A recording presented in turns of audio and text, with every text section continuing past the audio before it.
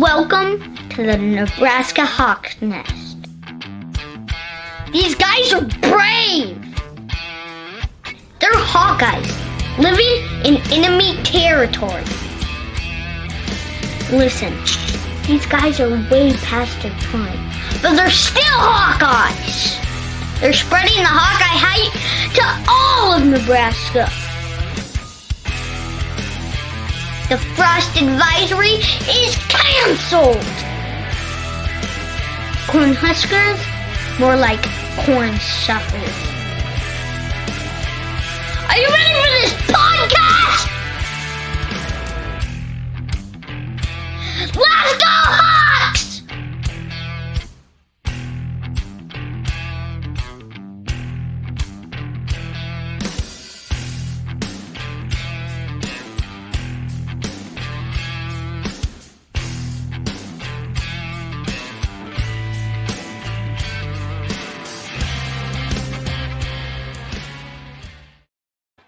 All right, welcome back to the Nebraska Hawk's Nest.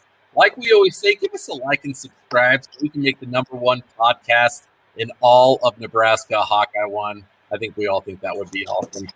Joining us at the Nebraska Hawk's Nest today, we have my cohort here, beautiful Jerry.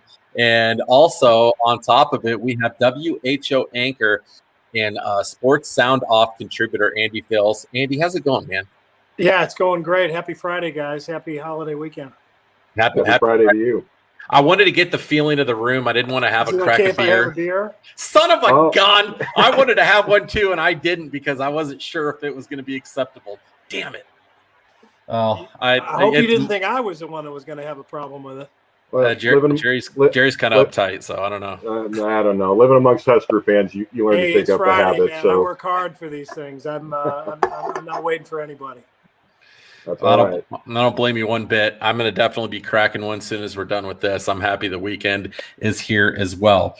Want to talk about, Andy, you know, everyone that's grown up or lived in Des Moines, pretty much anywhere in Iowa is very familiar with your work.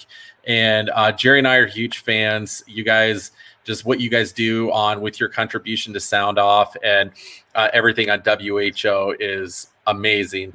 And really want to find out a little bit about your background, where you grew up, where you came from, and what brought you to WHO. Born and raised in the suburbs of St. Louis. Went to Drake University here in Des Moines. Actually had moved back home to St. Louis and really got my start in the newspaper business. I was a sports writer for the St. Louis Suburban Journals covering high school sports. Driving all over creation, really just loving it. And they back in this would have been about 1994. Gives you an idea just how old I am. St. Louis started up its very first all sports radio station. And, I was always one of those guys that just could not get enough sports talk. And, it's almost hard it's hard to remember a time when people felt that way, but it was a very real thing. You could find national sports talk if you watch like the sports reporters on, ESPN on the weekend, Mitch Albom and Dick Schaap and stuff. But for the most part, local sports talk really came in St. Louis. It came down to a program called Sports Open Line on KMOX, which was like 3 or 4 nights a week after Cardinal games, for like 2 hours. And then the phone lines would be jammed with Cardinal fans calling in to ask questions. And that was it. You would never get through. So you had the newspaper and everything, but there's no way to, have conversation and kind of, talk back and forth. And so, everybody's just always hungry for more.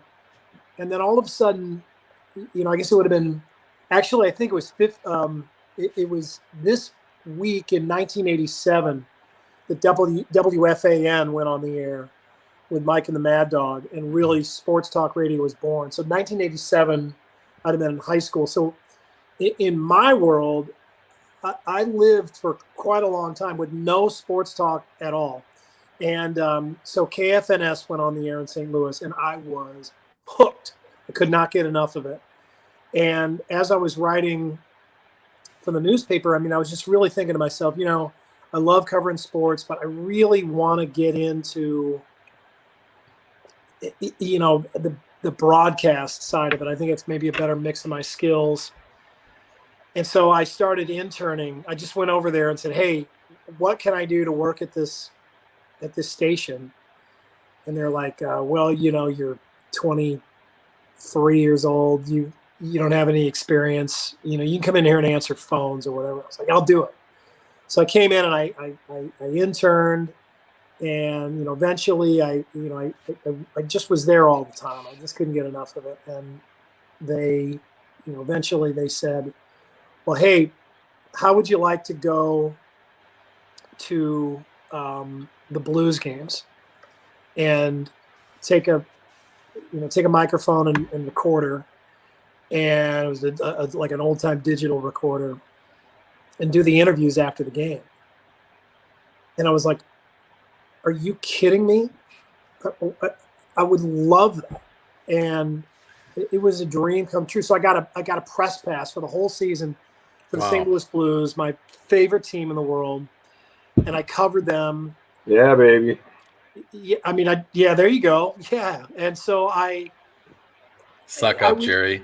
I was high on the rush. Yeah. I mean, I was, you know, Mike Keenan got there, and then they traded for Wayne Gretzky, and I was in heaven.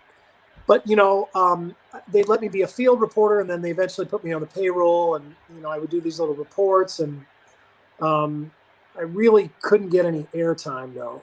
You know, just tiny little reports here and there. And if I wanted to, you know, come on the talk show, if I wanted to come on, you know, the Blues post-game show for a few minutes after the game, they'd let me have a little bit of time. But, you know, these guys who've been, you know, long time, you know, play-by-play guys, and St. Louis Post-Dispatch reporters, and St. Louis local TV sports anchors for a long time.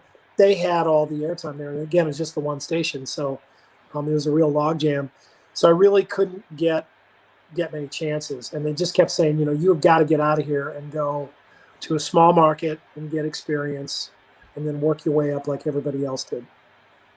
So it finally got to the point where, you know, I covered the Blues for a couple of seasons with a press pass. I'd covered the Cardinals for a couple of seasons with a press pass.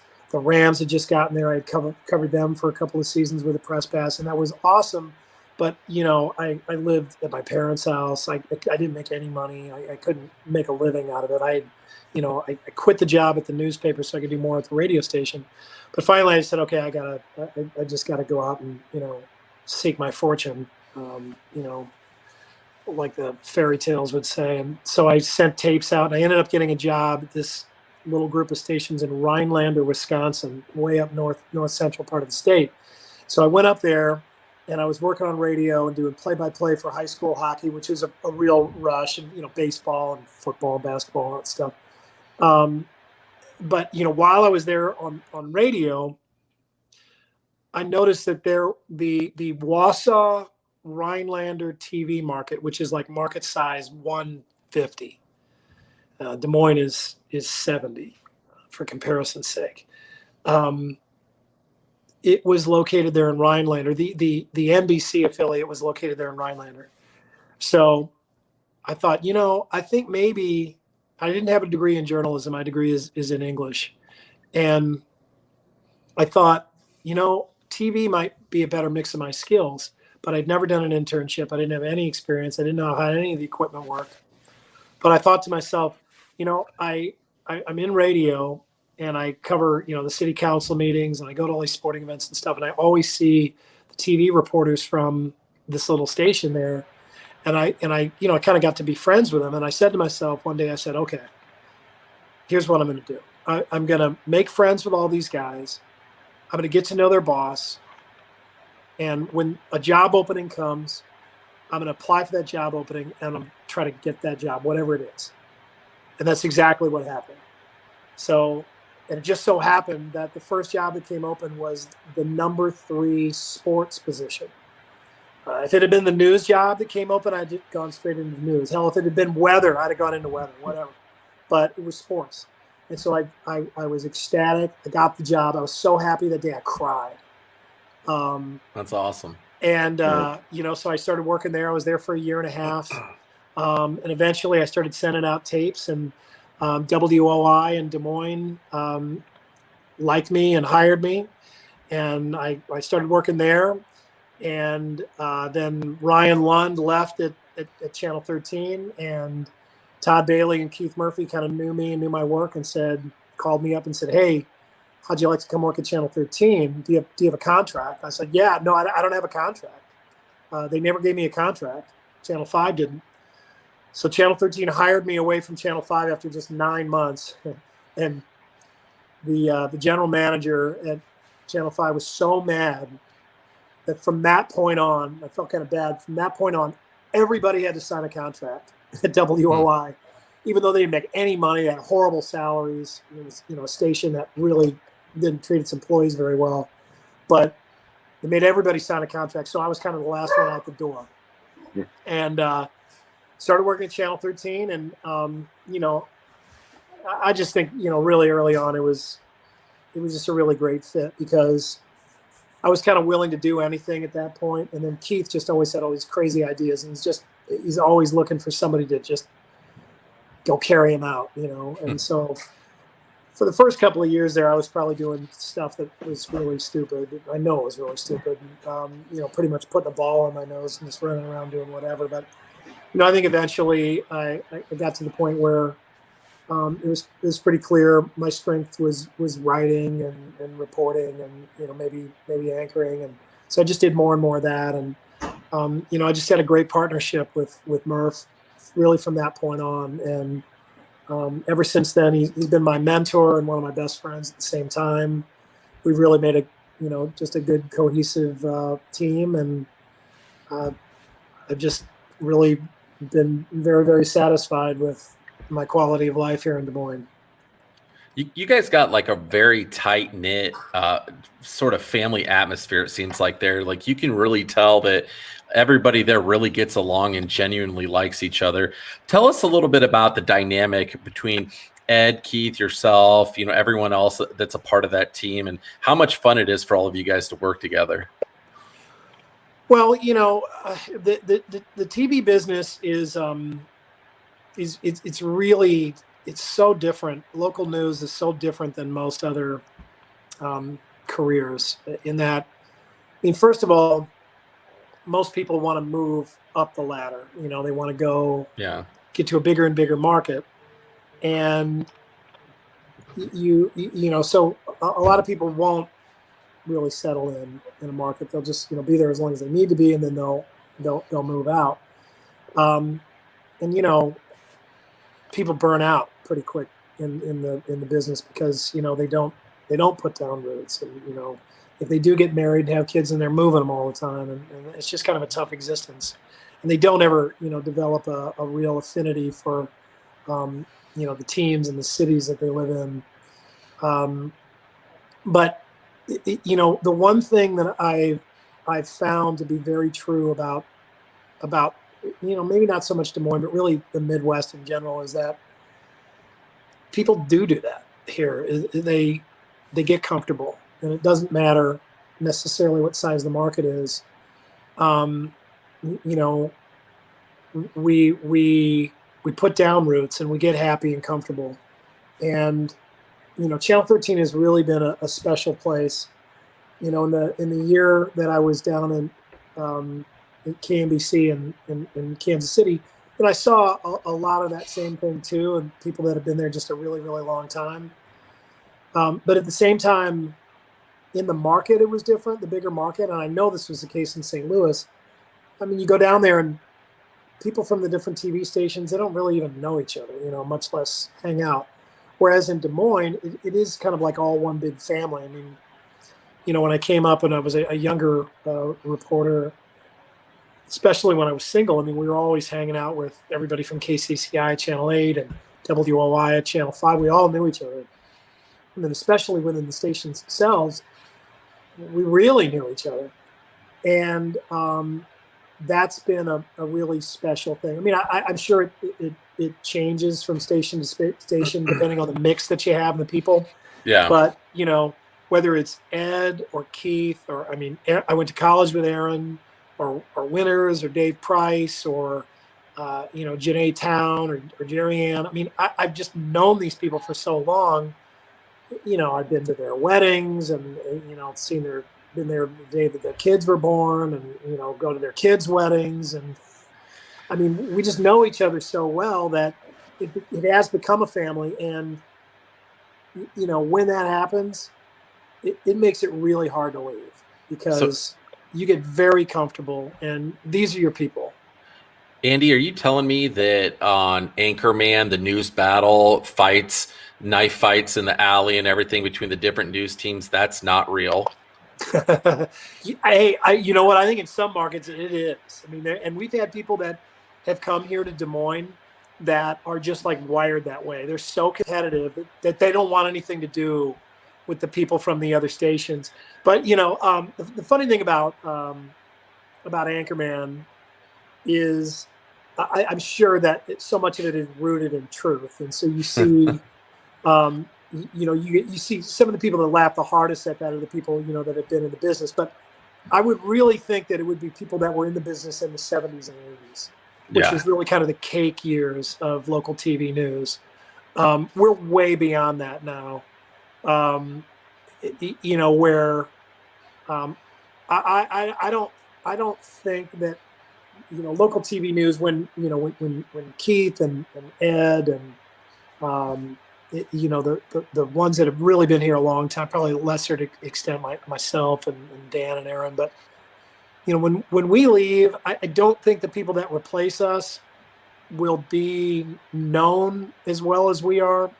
And that doesn't really say anything about us. I'm not bragging. It sounds arrogant, but the way people watch TV has changed dramatically in the last 20 years. And I know you guys know that too. I mean, doubt. I mean, we just don't do that anymore. I mean, it used to be, especially the days of Anchorman. I mean, everybody watched the news, even in a place like San Diego. Everybody watched the news. Your TV was on the news at 6 and 10 every day. Yeah. And so those people became gigantic celebrities in town, huge celebrities. I can remember lining up and waiting in a really long line to get an autograph from one of the local news anchors in St. Louis. Not because I was a fan of his, I barely even knew who he was. I just knew he was on TV and famous. He was a big deal. That's going away the dodo. I mean, people just have too many other ways to get their news, too many other options distracting them. So, Anchorman was very true for that time, but 20 years from now, people they probably really won't get the truth behind the humor. That makes me sad. Well, I mean, it's like, I'm sitting here looking at my vinyl record collection, which is nostalgic now, right? But I mean, it used to be that was when I was a really little kid. That was the only way that you got it, and you move beyond outdated mediums. But as you do that, you oftentimes find yourself looking back and realizing that some of the things that you gave up in the name of convenience and immediacy really are bad. I mean, you miss some of those things that you gave up. And when we had appointment television like we did in the 70s and 80s, we paid closer attention because that's all there was, and we consumed it thoroughly. You picked up the paper. You guys remember? You picked up the sports page. What did you do? You read all of it. Oh yeah, all of it. I mean, all the box scores and all the stories and all the columns. I mean, you read all of it. And now, you probably couldn't do that if you wanted to. Back during that time, I could tell you like who was in fourth place in like the Eastern Conference, like South Division. Like I knew it all from reading the sports page all the time. Like I didn't care that much, but I'd go, I wonder where all the teams are standing right now. And I knew every team in every division and every conference and every league just from reading the sports page. What about you, Jerry? Every box score that you could find, yeah, exactly. Who the fourth place batting percentage was in the National League on a given week, and what the transactions, who signed where each day, you know. Did you guys ever read the sporting news? Yeah. A little. Okay, so that was published in St. Louis, and that was like, I loved that publication because it was all numbers. It was every box score from every game that had happened that week, all of it. And I would go through them all, just pour over them. And, all the most current statistics. I mean, this is all pre-internet, obviously, but, you just consumed all of that. And because it was all you had. And now it's just, God, I mean, it's like white noise. There's so much out there. There's more that you could never find it all. Obviously, you guys know that. But, we just, I don't know that the system that we have now, it's more convenient. It is much more accessible. I don't know that it's better. I get that a lot over here because people, when you move here, the Husker fans, they seem to think that you're just going to instantly convert. But again, growing up in that era and only being an hour out of Iowa City, back when the things we're talking about, that was all you had. Your local TV, 4 channels, and they all covered the Hawkeyes. Your newspapers were Hawkeyes, and it just, that's exactly what gets permeated into you growing up back in an era like that. Versus right now, you can watch any team from any place in the world. So I can definitely see what you're saying. And that's a great point too that you brought up, Jerry, about when you move here. Like when back when I moved to Nebraska, every Husker fan's like, okay, when are you going to become a Husker fan? It's like, I don't really plan on it ever. And I was a Hawkeye fan when I moved here, and I can tell you that they turned me into a monster. I am a huge, huge Hawkeye fan now, probably one of the biggest in the world, because if you live here, it'll either make you or break you. And it definitely made me like, it was insane, the crap still to this day, obviously, since Jerry and I really got Nebraska Hawks Nest up and running, the constant crap that you get. And again, like Keith said when we interviewed Keith Murphy, he said it great. You have sports hate, which is not real hate, it's fun, and then you have real hate, which is an ugly thing. And when we say we hate the Cornhuskers, it's fun sports hate, not the real deal, but it's still, it makes it a lot more fun. And I've always told Jerry, I don't know if I could ever move back to Des Moines, because I walk into like a public place in a Hawkeye shirt in Des Moines, no one's going to look twice. I do it here, and people look at me like I'm an alien. Like, are you lost? Like, what the hell are you wearing? Like, what's the deal here, man? And they get like visibly angry, which I love. And it fills me full of joy. And so that's, Jerry, I don't know what your experience like that's been. No, that's exactly right. I don't really have anything to add. I always said that the Huskers will either steal you, STEAL, or it will steal you, as in steal your resolve. And I mean, I'm the exact same way. So all it did was make me more of a Hawkeye fan. I refuse to wear a piece of red clothing in this house. I absolutely know where you're at. I mean, when I went to college and came here to Des Moines, I surrounded by a bunch of Cub fans from Chicago and, the Cubs AAA affiliates here in town. And, I was just like, hell with that. Give me my Cardinal stuff. And I was, wearing that loud and proud more than ever before, and more than I did in St. Louis. And, then I go back to St. Louis, I'm wearing all that stuff. I got stickers all over my car and stuff. And it's just, any other car on the road. Yeah. I'm any other Joe Blow in a Cardinals hat or whatever, a Blues hat.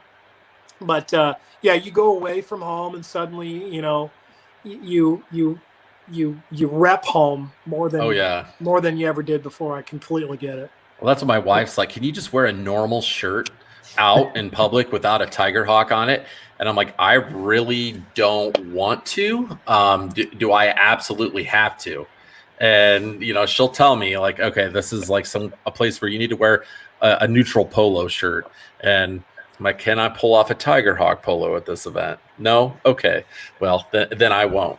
But Andy, we really wanted to also talk to you about the What's Bugging Andy segment, my favorite, probably sports segment there is. I got to tell you, a segment of the population and market that you're hitting that I know that when you did this, you didn't even think about are guys like Jerry and myself that are Hawk fans that are from Iowa living in Nebraska. We get this media from you and we are eating that stuff up for years. We freaking love it. It's like, yes, we are living that every day and you are like bringing awareness to it and it's beautiful. We wanted to play a little clip of one of your What's Bugging Andys and then kind of talk about your love affair with the Nebraska Cornhuskers and the Corn Nation here. I'd like to start by extending our sympathies to our neighbors to the west. Call them the Bumpuses, the Cousin Eddies, whatever. Their given name is Nebraska, which is an Indian word for let the white people have this place. We don't want it anyway. Seriously, Nebraska, how you doing? Are you hurting? This was supposed to be the year that frost got you back to winning. As it stands, you may not have a win before there's frost on the ground. Now, we here at Soundoff don't like the idea of kicking our neighbor when he's down, no. We love it. This was supposed to be the return of the great big red. Well, you know what's big and red right now? Yo ass from getting spanked by every team from Wisconsin to Troy. Troy. Know what else is red? My face from laughing at the whole thing. I mean, this was your one thing, Nebraska. I mean, the one nice thing that people driving through your state could say as they stared at 7 hours of Jack Diddley squat. You want misery? I mean, take I-80 from Wyoming to Omaha. It'll be the one and only time you say, oh, thank God for Council Bluffs. Yeah. We know how you'll hit us back. How many national titles does Iowa have? Well, since the death of the VCR, we have as many as you do. Yes, Nebraska is Iowa's Uncle Rico. I mean, he was something back in the day, but now he lives in a van and his clothes and hair look like something off a sex offender registry. Memorial Stadium, huh? You mean like in memory of the good football that once took place here? Right now, you have lost 9 straight. We hear you're hung up on that one with Akron that got canceled. Well, don't be. They'd have flattened you like a turtle crossing the interstate. All right, we'll stop it there. But again, absolutely fantastic. I can't watch that and not smile. Tell us a little bit about how that idea came up with the What's Bugging Andy, some of the Nebraska Cornhusker rhetoric that you guys have in those, and some of the reaction that you've gotten from Husker fans. Well, the reaction, I will say that most people reacted perfectly to it. They bought it completely. And, let's start with this. First of all, there's some truth behind it, right? I mean, Iowa has been infested with front-running Nebraska fans forever, since Nebraska was good. Okay, not forever, only since Nebraska was good. There were all of these fans in Nebraska, or in Iowa, especially in the western part of the state, that just suddenly they were really close to their second cousin who was from Nebraska, and they, just that their Cornhusker fandom began organically that way. And it just so happened it was a coincidence that they were winning national championships at that same time. But then they were insufferable around here in Iowa, where, oh, no, I don't care anything about the Cyclones and Hawkeyes. I don't care if they lost this week. My team's doing great. And you're like, who's your team? Oh, Nebraska. You're a Cornhusker fan? Yeah, how long you been a fan? Oh, my whole life. And they were insufferable. And we all knew, Iowans knew, that they were front runners. They were fans who picked Nebraska because they were winning. And I think most real sports fans have, they they have a lot of resentment toward those types of fans because they didn't go through the wars. Absolutely. If you're a Hawkeye fan, if you're a Cyclone fan right now, Yep. you didn't decide to become a Cyclone fan because they were winning. You had a real connection to the school. At Iowa, you aren't old enough to remember a national title for the Hawkeyes. No. Unless you're a wrestling fan. But so, it was ingrained in your family, but you've stuck with them because first of all, it's your team because it's here in your state, or, your parents went to school there, or you went to school there. It's really your team. It's not something you just adopted out of convenience because it gave you the quickest path to celebrate. You really earned it, and you proved your resiliency. So to me, that I just think that these segments probably were really popular with people around here because they knew people like that. They were like, yes, that's finally, we're hitting back at these people. Yes. And then, also it's just fun. It's just sports, like Keith said, it's sports hate. It's fun to poke the bear. But then, at the same time, look, if you go to enemy territory or you're, in a foreign land and you're rooting for, another team, when that team's winning, it's great. But everybody around you is taking notes. They're taking notes on you. And when things turn, they're going to pay you back. And that's going to happen. That's kind of the fun of sports. And now Iowa fans and Cyclone fans are paying back the Husker fans that they had to listen to for a long time when they were growing up. And we're having a lot of fun doing it because Nebraska has just been lost. I mean, just following, just chasing its tail, burning through coaches and athletics directors. And I mean, just lost, right?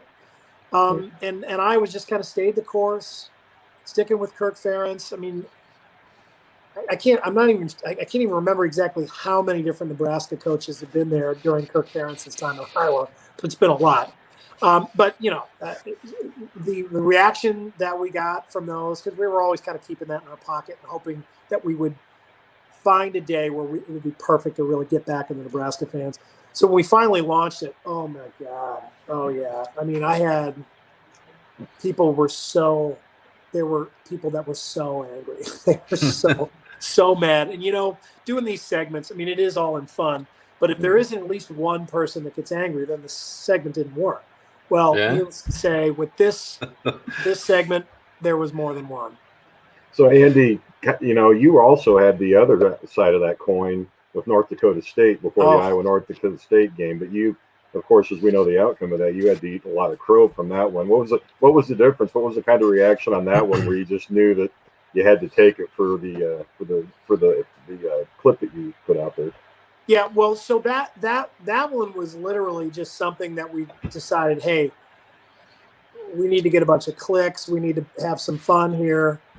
We need to get some attention. It was a game that nobody cared about. So we just decided we'd make a big stink out of this. And it was, we really faked it. Started with Iowa State in North Dakota State. And I don't think anybody realized just how loyal that Bison fan base is. I mean, they really are into that team. And, good for them. I mean, it's North Dakota. It's what they've got. And it is a really fine program.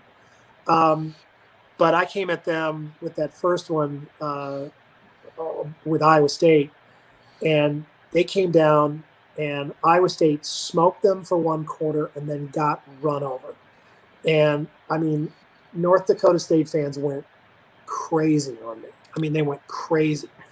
Most of them got the joke because, I'm making fun of how flat and boring North Dakota is, and then I'm comparing pictures of North Dakota with pictures of Iowa, and they're like the same picture. So we're clearly, there's a ton of hyperbole and we're just exaggerating, but they smoked Iowa State like think they did it twice.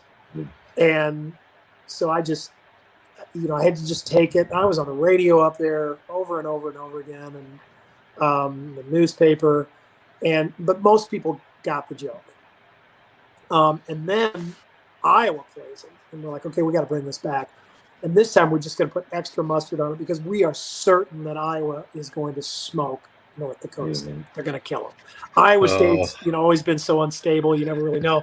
But Kirk Ferentz's Hawkeyes, they're going to smoke them.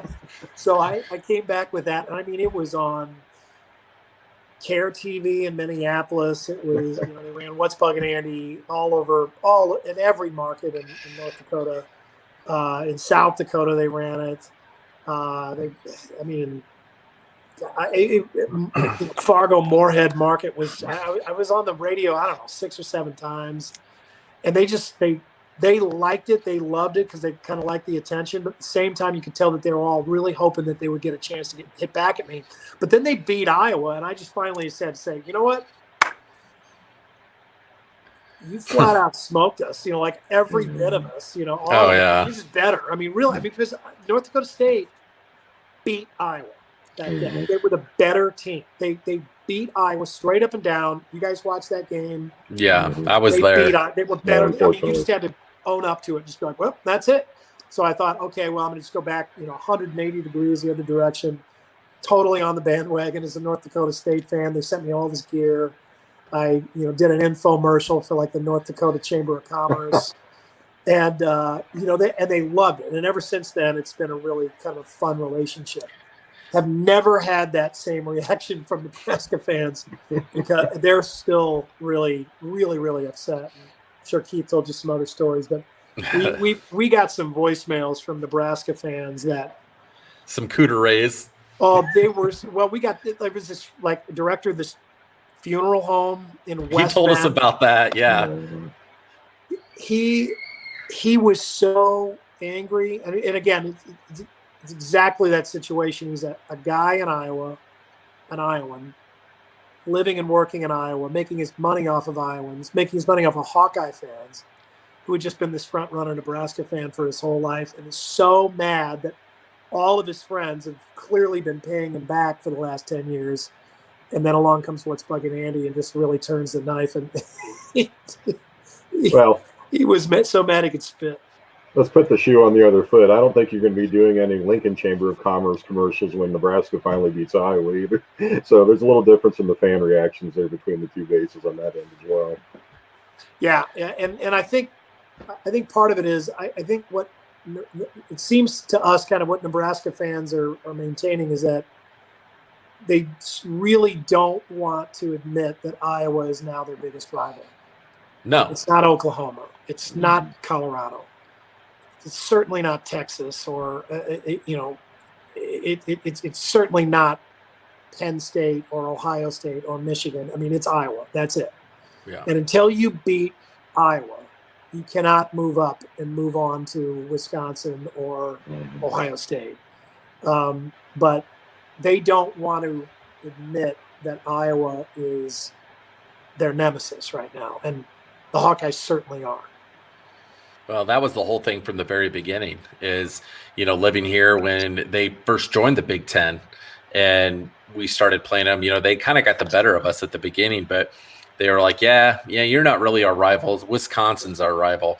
And then Wisconsin put 65 points up on them and, run them out of the building. And, they still at this point are like, this is every great program, has a dip where we, they don't do so well for, 10, 20 years or something like that. And then they turn it up and we'll be winning national championships again. It's like, all right, good luck with that. Me when that happens. Okay. Yeah.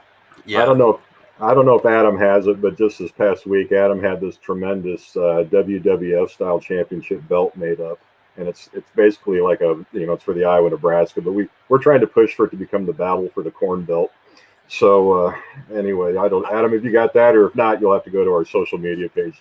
I don't have it on me right now. I still haven't gotten it in the mail yet, but I went through because I'm, I have a life, not really. And I was like, it'd be really cool to, have like a Heroes game Nebraska Iowa championship belt, that we can use. And so it has been made. It's on our social media. You have to check it out. It's pretty sweet. It turned out really, really well. So we're kind of pushing that rivalry to be called the Battle of the Corn Belt. I mean, the Heroes game, like, that's cool and all, but like, it just doesn't have a ring to it, and nobody calls it that.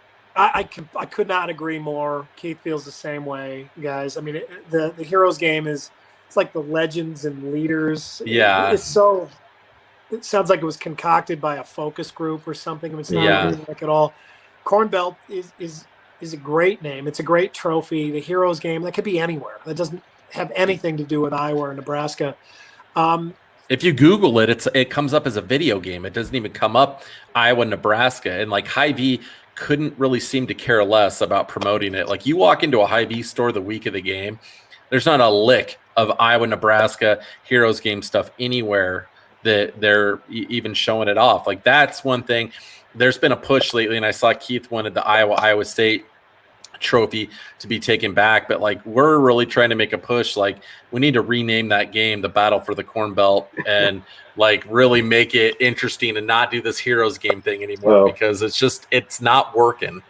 The best trophies and rivalries are organic. They're not corporate pushed. So. Well, and they're really old too. I mean, it's just really hard. It just takes time more than anything. I mean, people have to. First of all, this rivalry will not truly take off until Nebraska starts winning this football game.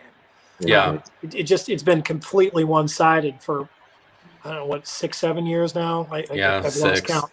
6 years, and the next time Nebraska wins this game, and it's going to happen.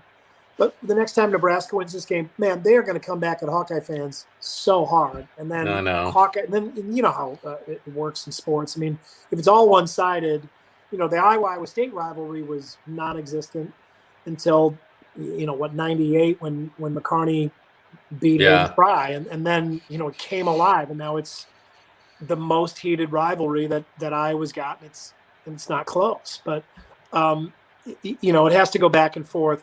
But I agree. The Heroes it's not regional. It doesn't have anything to do with us or them. It's an opportunity to, for another business to show how much they like veterans and first responders and that kind of stuff. And we know that everybody's always looking for extra ways to do that, and certainly it's good to honor those guys, but I don't know, at the same time, I feel like you could do that with the Corn Belt trophy and have those people on hand and honor them all the same, but not right, try to do too much with it. Andy, when the week of the game, we would love to loan you out the Corn Belt to take on TV with you if you would like. It's a beautiful piece. You are gonna love it. I will gladly accept. I'll put it on the morning news. I know they'll take it on Soundoff and have fun with it. And I would be. I'll do all I can with it. I'd be honored.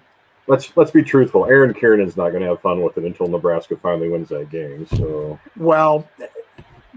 I don't know how much Aaron really cares about that stuff. I mean, it's been a long time since she has lived in Nebraska, and her husband is a big Hawkeye fan. So. We kind of make her play that role. But Amber Alexander, one of our other meteorologists, she's a Nebraska grad.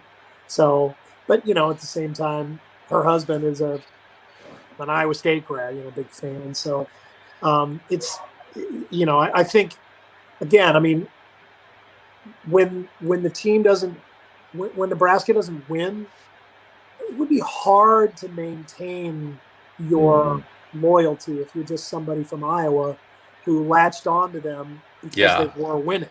Right. No, exactly. Well, Andy, we want to reconnect with you closer to the Heroes game, aka the Battle for the Corn Belt, and we'll definitely want to hook you up with that title to bring on TV. And we were really lobbying for Nebraska Hawks Nest to play some part and have a little bit of a helping hand and sound off that during that time. So make sure to reach out to us. And we just want to thank you for your time and all the awesome work that you've done over the years. Jerry and I are huge fans and followers, and just want to tell you keep it up and thank you. Yeah.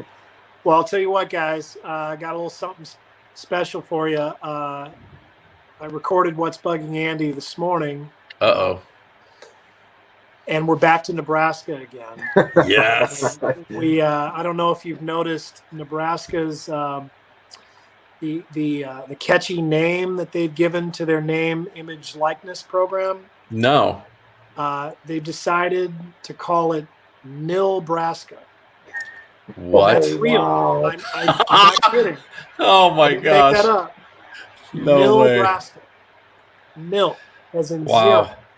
zero. Well, And, the number of winning seasons under Scott Frost, as in the number of bowl games they've made in the last 4 years, as in the number of titles that they've won since the Spice Girls. They're just making it too easy at this point. Like, it's starting to become not even fun. Guys, Nebraska, help me help you. Well, as their tourism tells you these days, it's not for everyone. So we had some fun with that one too. So yeah, Sunday night you'll see that on Soundoff, guys. Well, We'll be something watching to look forward to. And Andy, again, the whole team, it's just great. Every time I'm back in Des Moines, or we're back in Des Moines, watching you guys, it's kind of like going back and visiting family again. So great work from you and the WHO team, and we'll look forward to watching it Sunday night. It's just another piece of home to us. Well, I'll tell you what, drop us a line when you guys are coming in town next, and maybe you can join us for a little bit on the radio show, on the Murph and Andy show. We would absolutely love it. Sounds good. Guys. All right, thanks, so much for Andy. reaching out. Hey, you go back to that beer. That's getting warm. I haven't seen you take a drink of that for a while. I'm getting a little worried about you. All right, Andy. Thanks a lot, man. All right, go Hawks. Thanks, Andy. Go Hawks. Thank you, guys. Have a great weekend. Happy All right, you 4th of too. July. You too.